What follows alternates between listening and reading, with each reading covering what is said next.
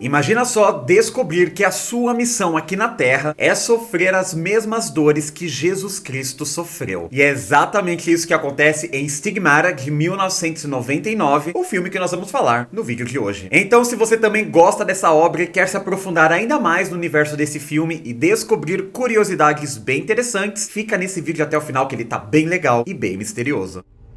Il messaggero não é importante.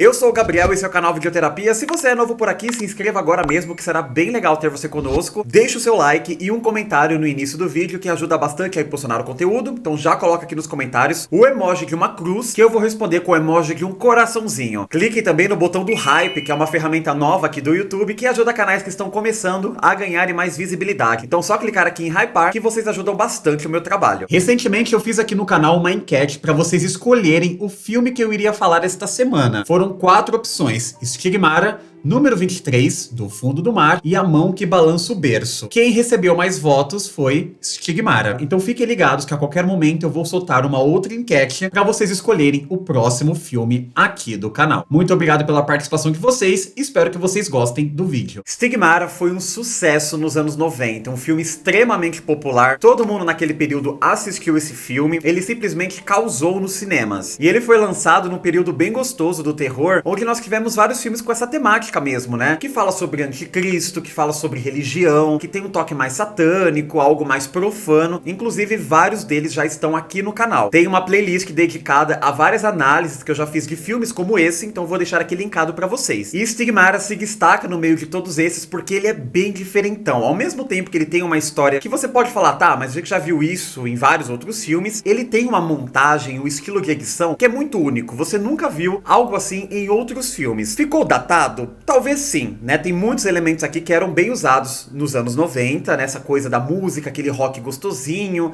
Inclusive a trilha sonora desse filme é bem interessante. Como esse filme, ele tem uma montagem bem peculiar, né? Que é bem diferente de todos os filmes que vocês já assistiram. É meio difícil saber se isso é uma consequência dos anos 90 ou se realmente é um estilo de filmagem do diretor. E por falar nele, o homem por trás desta obra é o diretor Rupert Wainwright. Um diretor que é bem popular no terror e muitas pessoas conhecem ele por conta de A Névoa, que foi lançado em 2005, que é uma adaptação de A Bruma Assassina. Este filme, ele tem vários elementos que vocês já viram, né, em filmes de exorcismo, aquela coisa toda, só que aqui tem alguns toques bem peculiares, já que a protagonista, ela está recebendo as chagas de Cristo no seu próprio corpo, ou seja, aquelas feridas que Jesus Cristo teve quando foi crucificado. Se você já é um inscrito aqui do canal, você sabe como funciona esse tipo de vídeo, então eu vou contar a história completa do filme com muito spoiler, vou falar alguns pontos que eu observei enquanto reassisti a trama e depois contar umas curiosidades bem interessantes. Então fica até o final do vídeo que tem conteúdo do início até o final. Esse filme ele tem vários personagens, mas o núcleo que realmente importa é um núcleo pequeno. Então já vou falar o nome deles para vocês irem se familiarizando. Nós temos aqui a grande protagonista, que é a Frank Page, interpretada por Patricia Arquette, uma atriz que é extremamente popular em Hollywood. Ela está em vários filmes interessantes, séries também, mas os fãs de terror reconhecem o rostinho dessa atriz por conta de A Hora do Pesadelo 3, Os Guerreiros dos Sonhos, que na minha opinião é um dos melhores filmes da franquia do Fred Krueger. Então foi uma escolha bem interessante para esse filme colocar uma atriz que já tem um background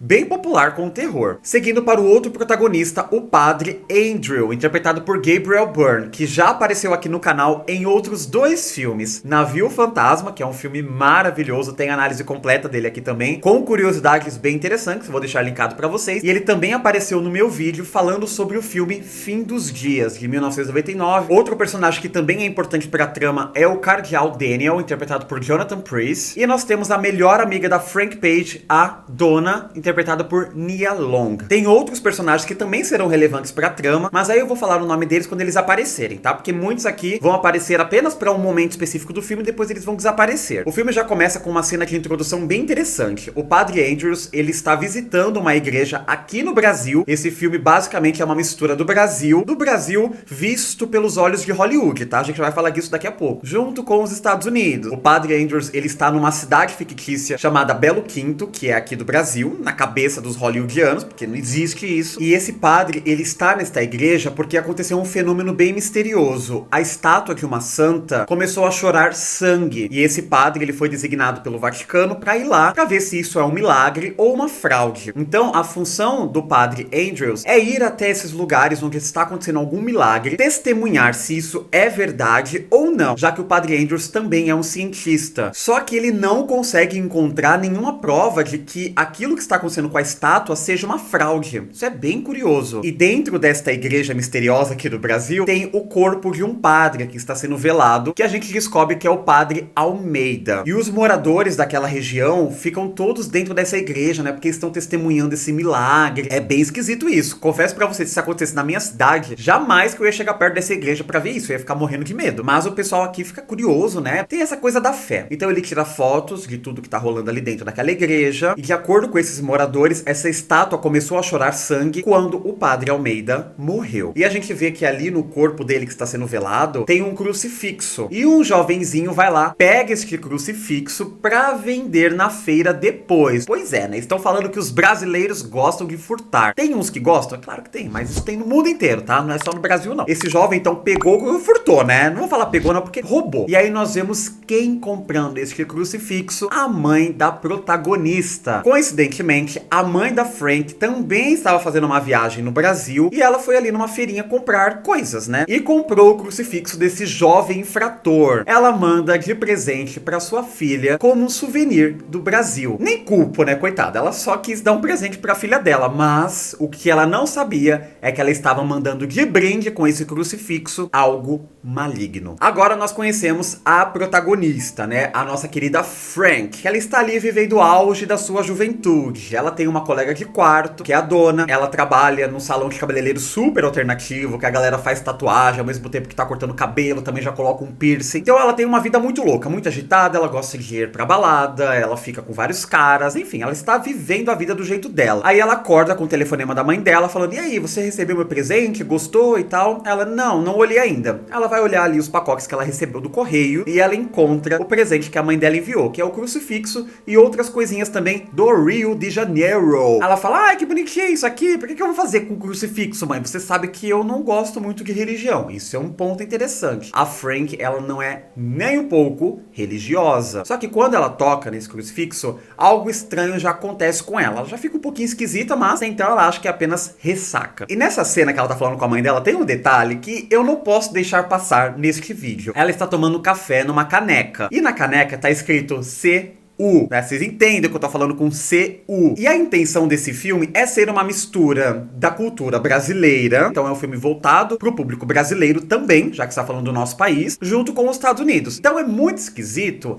ninguém da parte técnica ter percebido o que significa isso aqui no nosso país, né? Porque eles colocam ela tomando aquilo enquanto a mãe dela tá falando sobre o Brasil. Meu, será que já é uma mensagem subliminar? Mas a imagem está aqui para vocês tirarem as próprias conclusões. O padre Andrew, ele leva as fotos, né, que ele tirou daquela estátua pro cardeal pra ele dar uma olhada. Na verdade, ele foi designado a ir a São Paulo. Sim, ele ia vir aqui perto de casa pra verificar a imagem da Virgem Maria que apareceu numa parede. Inclusive, isso é algo que aconteceu demais nos anos 90, né? A gente via muito isso na televisão, de pessoas que enxergavam imagens religiosas na parede da casa, na janela, no azulejo. Foi muito comum isso. E ele foi investigar, descobriu que na verdade era uma coisa de oxidação da parede e tal, não era nada religioso.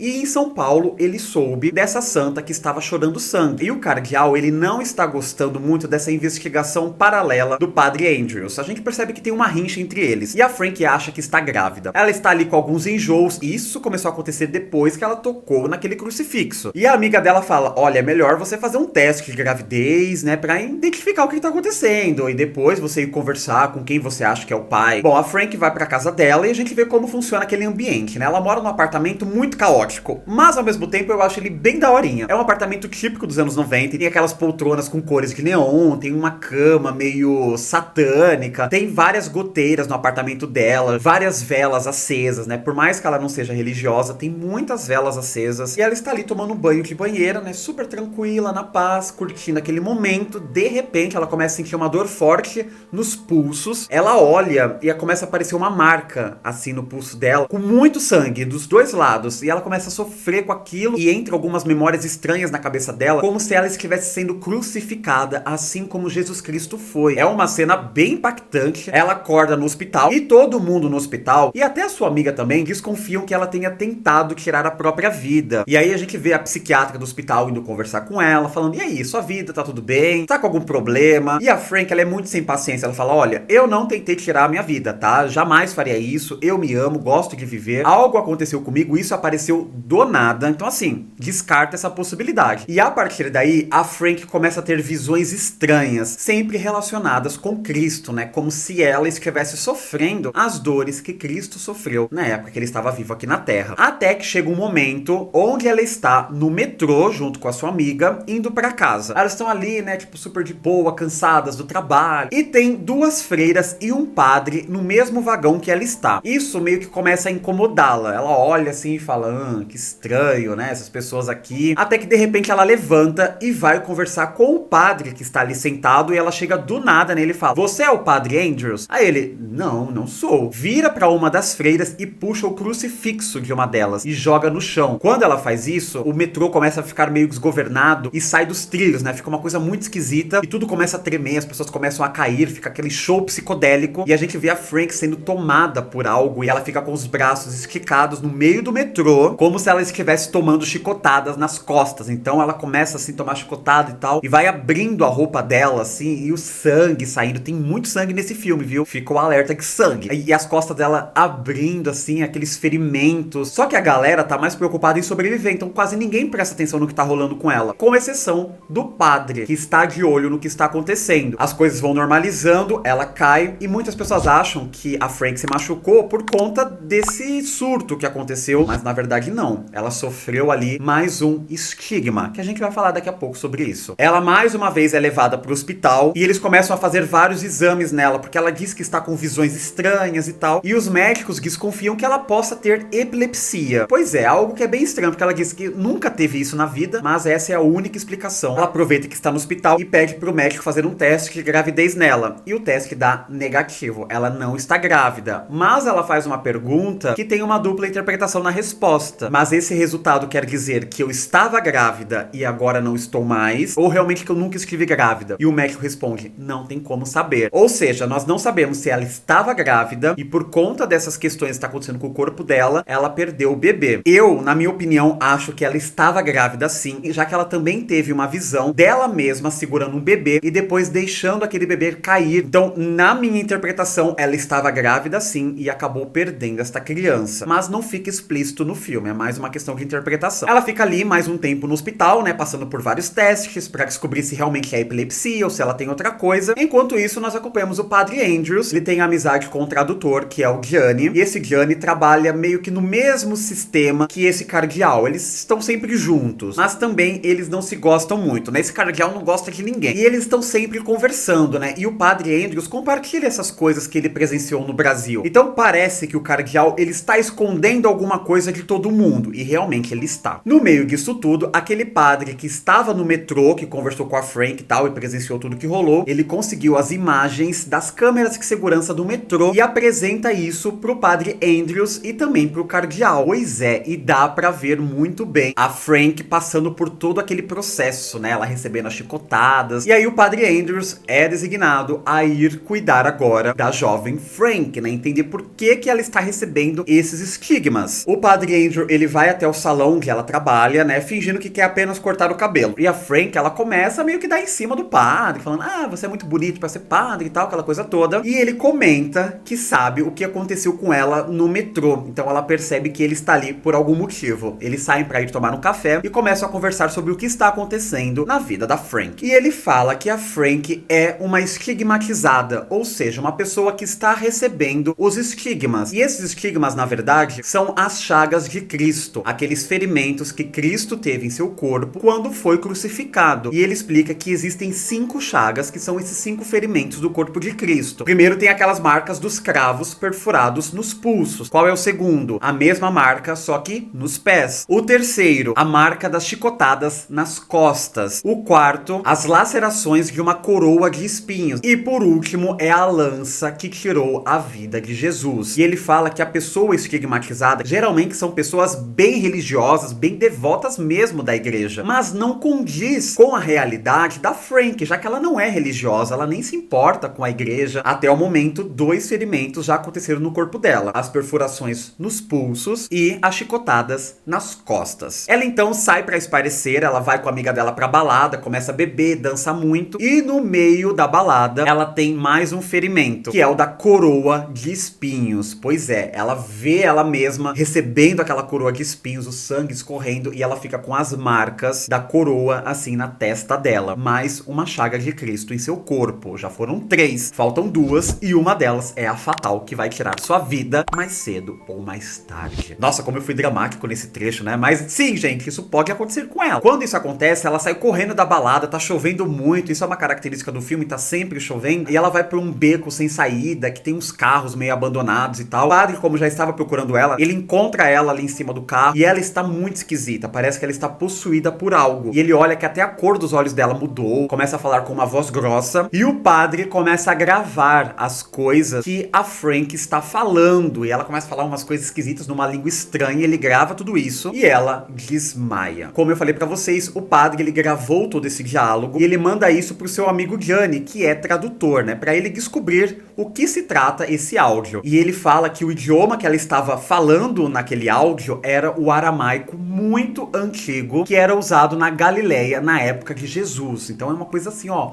muito, muito old. Se é alguma entidade que tá dentro do corpo dela, que entidade é essa? Será que é algo demoníaco? A Frank, né, como ela está passando por tudo isso, ela começa a ficar com medo das pessoas, ela fica muito tempo dentro do apartamento dela, e o padre Andrews cada vez mais se aproxima da Frank pra descobrir o que tá rolando. Tem um momento que ele chega no apartamento dela, ela está na parede rabiscando. E não são rabiscos apenas, ela está escrevendo algo na parede. E a câmera meio que pega uma parte do rosto dela, ela está com o rosto muito feio, ela tá possuída por algo. Aí ele fala, quem está aí? Do nada, ela vira com aquele rosto de pessoa possuída, começa a falar com uma voz de um homem e responde que o mensageiro não é importante. Essa cena dá medo, viu? Nossa, assistir isso aqui de madrugada é uma delícia, você fica com um medinho bem gostoso. E o Andrew começa a tirar fotos de tudo aquilo. A Frank vai caminhando até a cama dela, ela deita, e lembra que eu falei pra vocês que o quarto dela é cheio de goteiras? Então, uma dessas goteiras está apontada bem pro rosto dela ali na cama, e começa a pingar água no rosto dela, e essa água meio que vai purificando o rosto, vai limpando, tipo uma água micelar do capeta. Então é uma água micelar do capeta que tira o capeta assim bem lentamente do rosto. Toda vez que ela passa por essas situações paranormais, ela começa a sentir cheiro de flores, né? Ela sempre sente um cheiro muito forte de flores e tal. O padre então pega a Frank e eles vão tomar um café, né? Vão caminhar um pouco pra espairecer e conversar sobre o que está acontecendo em um outro ambiente. E aqui a gente vê que eles se aproximam de um jeito bem bonito até. O padre é muito atencioso com ela também tá super apaixonadinha pelo padre, eles têm uma relação muito bonitinha. E aí ela começa a sentir dores nos pés. Ela começa a receber mais um ferimento de Cristo em seu corpo. Agora são os cravos que ela recebeu antes no pulso, agora nos pés. Ou seja, o 4º ferimento, restando apenas um, que é o ferimento fatal. Ele leva ela pra casa dela, começa a cuidar dela em casa, então a gente vê ele limpando os ferimentos, uma cena bem simbólica, né, onde ele está lavando os pés da personagem. Ela volta pro corpo dela e fala, por que isso tá acontecendo comigo? Isso já aconteceu com outras pessoas? Ele fala que sim, mas ninguém nunca recebeu os 5 ferimentos, e que o máximo que alguém já apresentou foram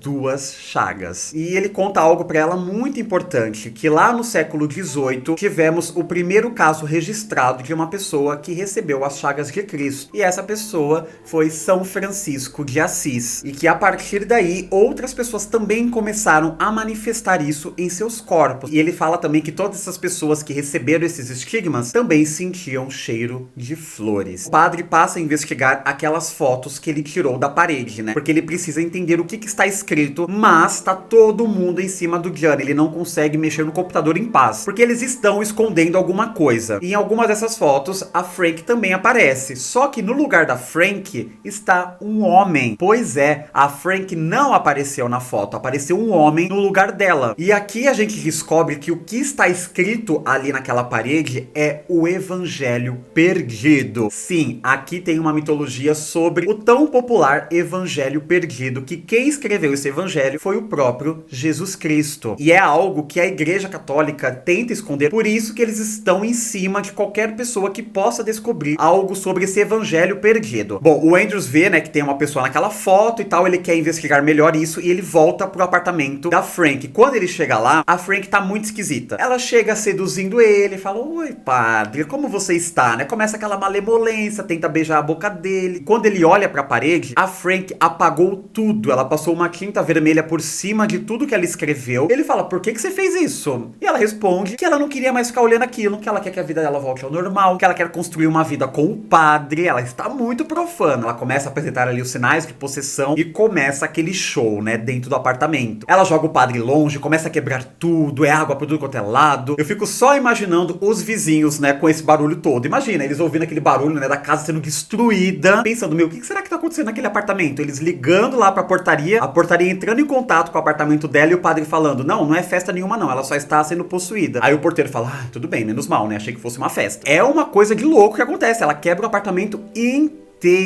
E pior, que aqui é o ponto que eu falo: quando isso acontece, gente, foge, abandona a pessoa, porque não tem explicação. A pessoa começa a levitar. Gente, qualquer outra coisa tem uma explicação lógica. Ou essa mulher estava fazendo os ferimentos nela mesma, ela tem algum problema mental, tá em depressão, sei lá, qualquer coisa. Agora, levitou, não tem explicação. E as pessoas encaram isso com uma naturalidade que eu fico impressionado. Se eu vejo uma pessoa levitando na minha frente, acabou pra mim. Eu nunca mais seria uma pessoa normal na vida. Não tem como, gente, é muito fora da realidade. E os olhos dela começam a sangrar, igual aconteceu com aquela estátua no início do filme. Ela desmaia novamente e fica ali caída na cama. O padre Andrews deita com ela. E quem chega no apartamento? O cardeal e a sua turminha. O cardeal leva a Frank ali pra casa dele, né, pro local onde ele mora, né, que tem a igreja, tem todas aquelas coisas ali de cardeal. Ele deixa a Frank sendo cuidada pelas enfermeiras / freiras. E o cardeal chega e fala assim: olha, Andrews, eu vou te afastar do caso, você está muito próximo dessa garota, eu cheguei e vi vocês dois deitados na cama, isso não é um bom sinal. O Andrews então tem que sair dali, né, não tem o que ele fazer, ele foi expulso ali daquele lugar e ele vai até a igreja fazer uma oração. No que ele está na igreja, aparece um amigo do Johnny. Esse amigo misterioso chega e fala: padre Andrews, hein, tá enfrentando situações difíceis. Começa a puxar assunto aí com o padre Andrews. E ele fala: olha, eu sei tudo o que está acontecendo, eu sou amigo do Johnny, ele me contou o que tá rolando, eu tenho uma cópia dessa coisa que estava escrita na parede aí da Frank, e se trata realmente do Evangelho Perdido, que foi escrito pelo próprio Jesus Cristo. E esse evangelho, ele foi escrito em sua língua natal, né, que é o aramaico. E o Vaticano acredita que isso possa destruir a religião cristã moderna, já que esse evangelho Jesus escreveu uma noite antes da última ceia. E nele, Jesus dá instruções de como seus discípulos deveriam prosseguir com a Igreja Católica após sua morte. E quem descobriu tudo isso foi um tal de Padre Almeida, que era também amigo do Johnny e amigo desse amigo do Johnny, esse amigo misterioso. E esse tal de Almeida está desaparecido há muito tempo. Depois dessas descobertas, ele desapareceu. Só que nós que estamos assistindo o filme sabemos que o Almeida é aquele padre que estava morto no início do filme aqui no Brasil. E o Padre Andrew só descobre tudo isso porque o amigo do Johnny tem uma foto dele, o Johnny e o Padre Almeida. O Padre Andrews olha e fala: ei, eu conheço esse cara aqui do canto. Ele era o padre morto lá no Brasil. Esse padre estava passando por essas coisas misteriosas e de alguma forma isso se conectou com a Frank através daquele crucifixo que a mãe dela deu de presente pra ela. Bom, agora a gente acompanha o que está acontecendo lá na casa do cardeal e a gente vê que o cardeal está fazendo um exorcismo com a Frank. E a Frank começa a falar sobre esse evangelho perdido, dizendo que vai contar pra todo mundo, e o cardeal tenta matá-la. E o padre Andrew chega no momento exato pra impedir que isso aconteça. E aqui nós descobrimos quem está possuindo o corpo da Frank. Eu vou contar daqui a pouco, mas antes eu quero pedir pra você se inscrever no canal se você ainda não for um inscrito. Deixa o seu like, compartilhe esse vídeo com um amiguinho de vocês que também gosta desse filme. Se você ainda não clicou no botão do hype, clique agora mesmo, que vocês ajudam bastante a divulgar mais ainda esse conteúdo. Deixe nos comentários outros filmes que vocês querem ver aqui no canal. Depois vão lá maratonar a nossa playlist maravilhosa com várias análises de filmes bem legais que eu tenho certeza que vocês vão gostar. E agora vamos para a grande revelação do filme. Quem está possuindo o corpo de Frank? O Padre Almeida. Sim, gente, o Padre Almeida está dentro do corpo desta jovem. Ele foi o cara que descobriu esse evangelho perdido, ele ficou fissurado por por isso, passou a receber algumas chagas em seu corpo também, e ele foi morto de uma forma misteriosa. Só que o seu espírito continua ali, né, sedento. Essa angústia que ele sentia, né, esse desejo pela verdade, se apossou até daquela estátua que começou a chorar sangue, né, a estátua que estava ao lado do corpo dele. O padre Andrews consegue expulsar o padre Almeida do corpo da Frank, né, ele tem uma conversa franca com esse cara, ele sai do corpo dela e os estigmas desaparecem do corpo da Frank. Ufa! No final nós vemos o Andrews naquela igreja onde o padre Almeida estava e ele encontra escondido no chão um pergaminho que é este evangelho perdido. E a frase principal deste evangelho é: o reino de Deus está em vós e à sua volta, não em templos de madeira e pedra. Parte um pedaço de madeira e ali estarei. O padre Andrews também encontra algumas anotações do padre Almeida e ele diz que quem descobrir o significado dessas palavras não conhecerá a morte. E se você parar pra pensar, foi exatamente o que aconteceu com o padre Almeida. Ele descobriu o verdadeiro significado dessas palavras e ele não conheceu a morte, já que mesmo após a sua morte, ele continuou vivo no corpo de uma outra pessoa. E o filme termina. Antes de subir os créditos, aparece uma mensagem falando mais ou menos da origem da história deste filme, né? Que ele é baseado em algo. Eu vou contar isso na parte das curiosidades, tá? Foi bem interessante revisitar esse filme, porque eu assisti ele pouquíssimas vezes na minha vida. Tem uma curiosidade pessoal que é a seguinte: eu sou o filho caçula, né? Meus irmãos já eram bem mais velhos quando eu nasci, então eu tenho uma diferença de aproximadamente 18, 19 anos dos meus irmãos. E a minha irmã, ela sempre ia ao cinema assistir esses filmes de terror, então ela viu todos esses que eu trago aqui pro canal. Fim dos Dias, Navio Fantasma, 13 Fantasmas, e ela também assistiu esse filme no cinema. E eu lembro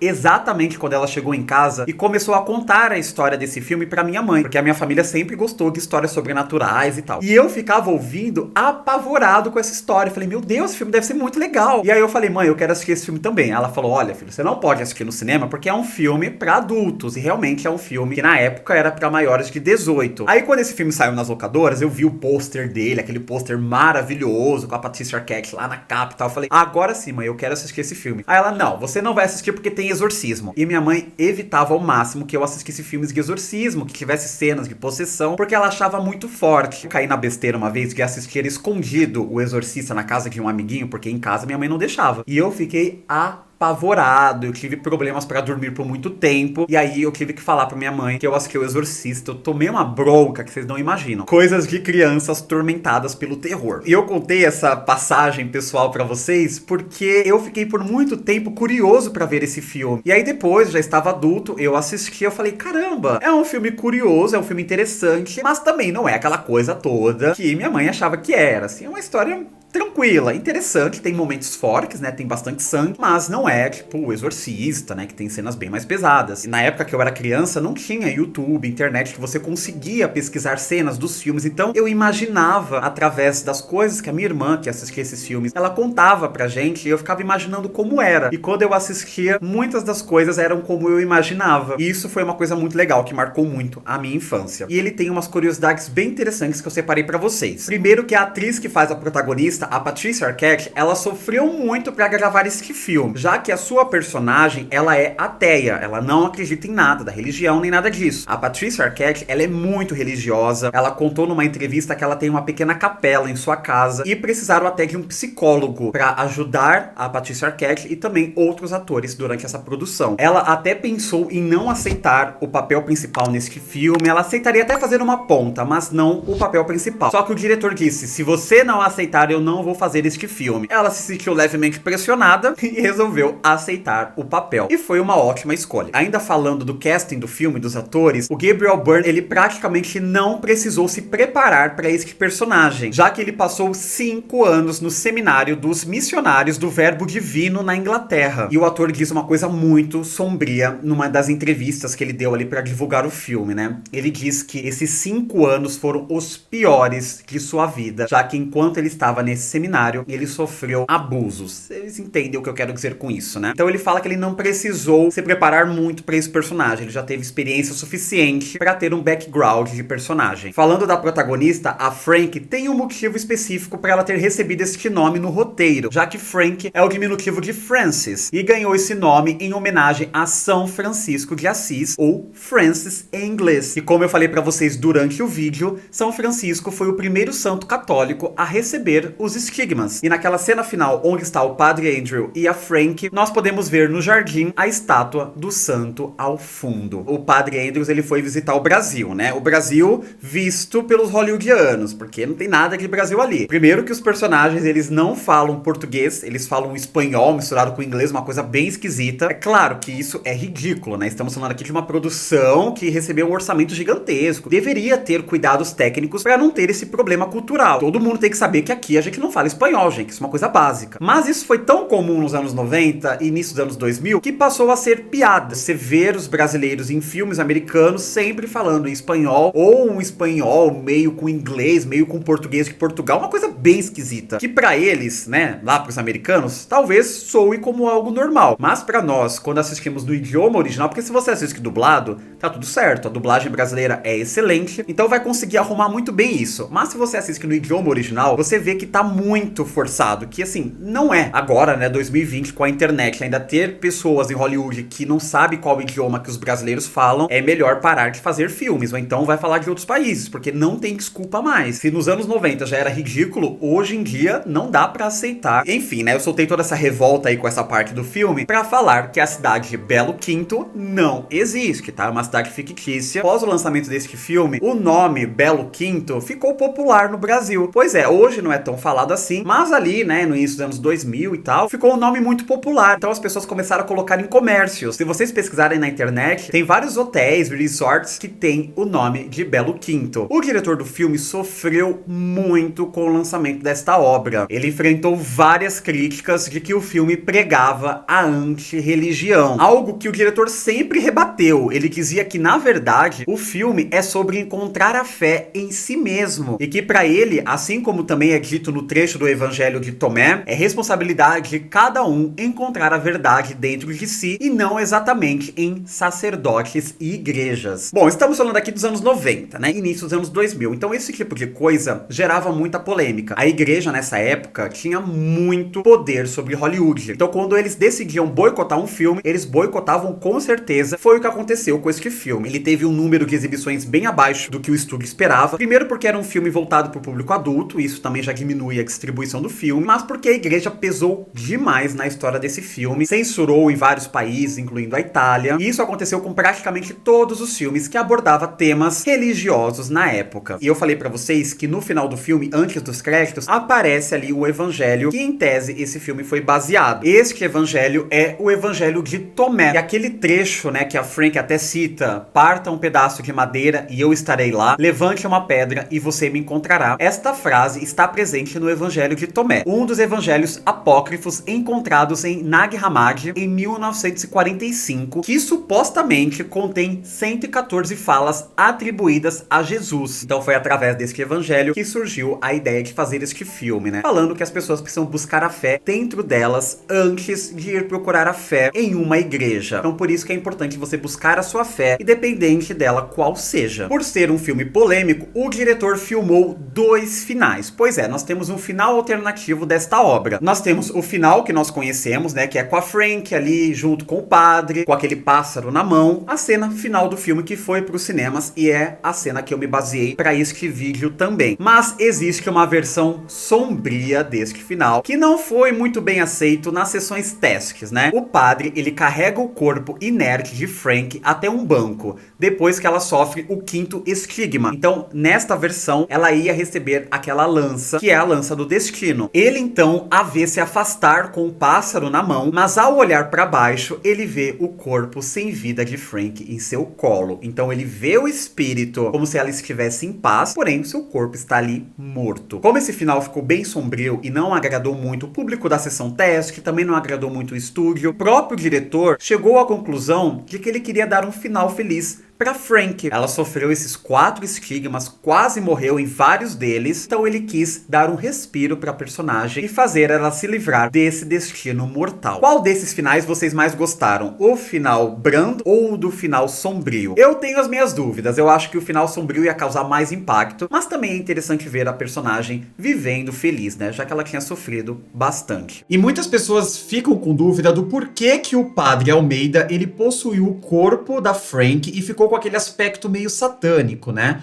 Tanto que muitas pessoas achavam que era o próprio demônio que estava no corpo dela. Na verdade, ele ficou com essas características mais agressivas porque ele estava muito nervoso com a igreja, principalmente com o cardeal, já que ele não queria assumir a verdadeira mensagem de Cristo aqui na Terra. E quando ele descobriu isso, ele morreu. Então ele ficou com essa raiva dentro dele e isso se materializou num espírito um pouco mais maligno. Na cena ali do exorcismo, a gente vê que ele enxerga como o principal inimigo da Terra o cardeal. E ele fala isso várias vezes, que ele vai expor toda a verdade, porque o verdadeiro inimigo é ele que está escondendo a verdade das pessoas. E aquele momento que o padre Almeida faz o corpo da Frank apagar a mensagem da parede, a mesma mensagem que ele escreveu, é porque ele passou a desconfiar do padre Andrews. Mas depois, ali no final, ele percebe que o padre realmente estava do lado daquela garota, né? E fez ele ter a revelação do que realmente estava acontecendo. E este é o tão polêmico filme Stigmata. Vocês gostam dessa obra? Coloca aqui nos comentários qual é a sua cena favorita do filme. A cena que mais ficou marcada na minha cabeça é quando ela está possuída escrevendo na parede com aquele rosto muito estranho. Então coloca a cena que também ficou na sua cabeça aqui nos comentários. Deixem sugestões de outros filmes que vocês querem ver aqui no canal. Se inscreva no canal se ainda não for um inscrito. Deixe o seu like, compartilhe esse vídeo com um amiguinho de vocês que também gosta dessa obra. Muito obrigado por terem assistido o vídeo até aqui. Um beijo e eu vejo vocês no próximo vídeo. Tchau.